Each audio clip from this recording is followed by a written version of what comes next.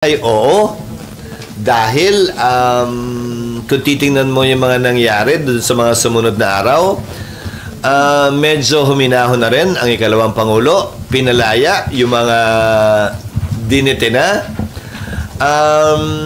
May naghain man ng impeachment, ito'y sumunod sa proseso at nagsalita ang Pangulo na hindi ito ang mahalagang dapat binibigyan natin ng pansin at tinututukan.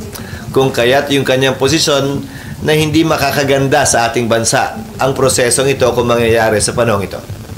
Okay, Mav. Pero hindi ko sinasabing dahil sa akin yun na ano na yun, nangyari na lang siguro. Sir, gaano po kayo kakumpiyansa na should it reach the Senate, it will be an evidence-based process and not a political party thing? As the presiding officer, I will make sure that the presentation of evidence will be allowed and given free